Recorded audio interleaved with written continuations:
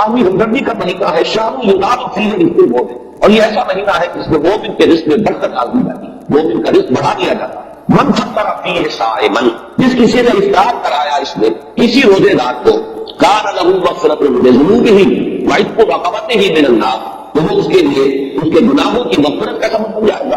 اور اس کی گردن کے آگ سے چھٹکارا پانے کا ذریعہ ہے۔ کسی روزے کو روزے دار کا افطار کرا، اب اس میں جو تفصیل آگے بھی آ رہی ہے اس وقت بھی جو بات ہے اس کو سمجھ لیجیے۔ ہمارے یہاں اس قوم میں عام طور پر رزق کی فراوانی ہے، وہ فاقہ اور فقر کی جو کیفیات پچھلے زمانوں کے اندر سننے میں آتی، عام طور پر وہ اب دنیا میں موجود نہیں، لیکن یہ کہ اس دور کا تصور کیجیے کہ وہاں ایسا بھی ہوتا تھا کہ کسی کے پاس کھانے کو کچھ نہیں، صرف اپنے لیے بھی کچھ نہیں، ہو سکتا ہے کہ وہ صرف کہیں سے کوئی تھوڑی سی دودھ کی لسی بنا کر بیٹھا ہو روزہ افطار کرنے کے لیے، اور اس کے پاس سب کچھ نہیں، اس حالت میں کوئی اور شخص جس کے پاس یہ بھی نہ ہو، اگر اس کے پاس آتا ہے تو وہ اپنے اس تھوڑی سی لسی میں سے اگر اپنے کسی اور بھائی کو بھی کچھ پلا دیتا ہے جو موجود ہے، تو اس کا جو اجر و ثواب اس وقت اس پس منظر میں اس کو ذہن میں رکھیے۔ باقی ہمارے یہاں جو بھی اس وقت ریل فیل ہے، اس ریل فیل میں اگر آپ لوگ ادھر روزہ افطار کرنے کی محفلیں روزانہ بھی منعقد کر لیں اور افطاریاں کرائیں اور بہت اعلیٰ افطاریاں کرائیں، تو اس کو اس حساب میں شمار کریں۔ باقی وہ اپنی جگہ پر ہے، جو انسان احباب کے ساتھ محبت ذاتری کے لیے کرتا ہے اور وہ محبت خالص اللہ کے لیے، اللہ کے دین کے لیے، اس کا اپنی جگہ پر اجر و ثواب ہوگا۔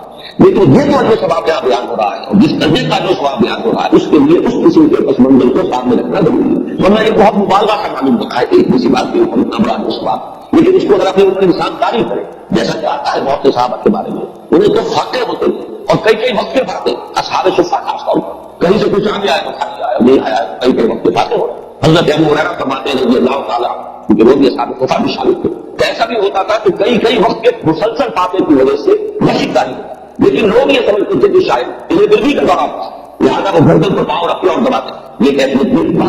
کیونکہ اللہ تعالیٰ نے جو نظام محمد رسول اللہ صلی اللہ علیہ وسلم کو دیا، اس میں وہ جبری مساوات نہیں تھی، والنٹری تھا جو معاملہ تھا،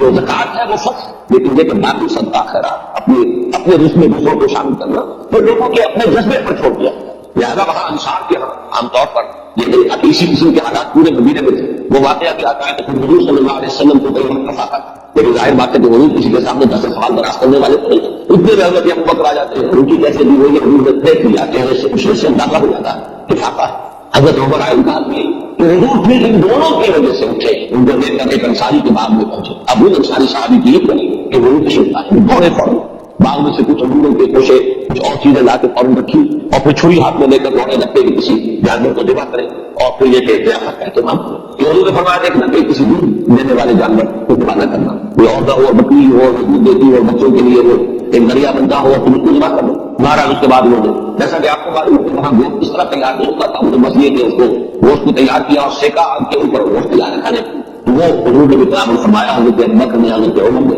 اور پھر حضور نے فرمایا روٹی کا تھوڑا سا ٹکڑا دے کر اس پر چند روٹیاں رکھ کر کہ یہ عائشہ کو بھی دے آؤ، اسے بھی کئی وقت کا پاتا رضی اللہ عنہ۔ ان حالات کو دیکھیے کہ اس میں یہ کیفیت ہے کہ ایک آدمی جمع کر رہا ہے، اس کو فرض کیجیے کہ شہری کے بعد اسے کچھ نہیں ملا ہے، روزہ ایسے ہی کیا ہے، اب روزے کے افطار کے وقت اسے کوئی شے جو ہے میسر آ گئی ہے، وہ لے کر وہ بیٹھا ہے کہ دیکھ رہا ہے کہ کوئی اور ساتھی کوئی اور دوست کوئی اور مسلمان بھائی ایسا نہیں ہے جس کو یہ بھی میسر نہیں، اب اس میں سے وہ چند گھنٹوں میں سے چند گھنٹے پلا دینا، اگر یہ گلاس کسی کے پاس ہے تو اس میں تک وہ گھنٹ پلا دینا، باپ کے چند اس کاری و ثواب جو ہے وہ وہی ہوگا کہ حضور صلی اللہ علیہ وسلم بیان فرمایا۔ تو فرمایا من فطر فیہ صائما کان لہ مغفرۃ لذنوبہ وعتق رقبتہ من النار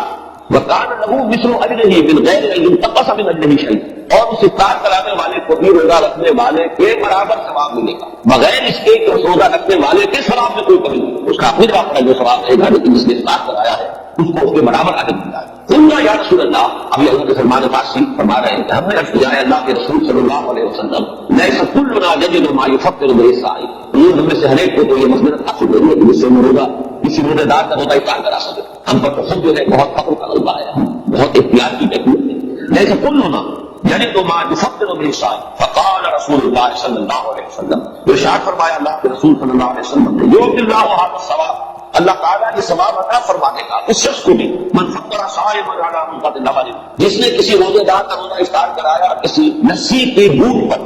اور شربت من ماء، یا پانی بھی کسی وقت اس طرح دریاب ہو جاتا ہے کہ پانی نہیں ہو تو پانی میں سے بھی کسی کو حصہ دار بنا لیا ہے تو وہ اس کو ومن اشبع سقاه الله من حوض شربة لا يظمأ حتى يدخل الجنة، اور جو شخص کسی روزے دار کو پیٹ بھر کر سیر ہو کر کھانا کھلائے گا اس کو تو اللہ تعالیٰ میرے حوض سے حوض کوثر سے پلائے گا، سیراب کرے گا، اور اس طرح سیراب کر دے گا کہ پھر جب تک وہ جنت میں داخل نہیں ہو جائے گا اسے پیاس کا احساس نہیں، اس درجے سیری کا احساس ہو جائے گا کہ اللہ تعالیٰ جب تک جتنے مراحل ہیں یوم حشر کے اور اس کے مختلف مراحل و مدارج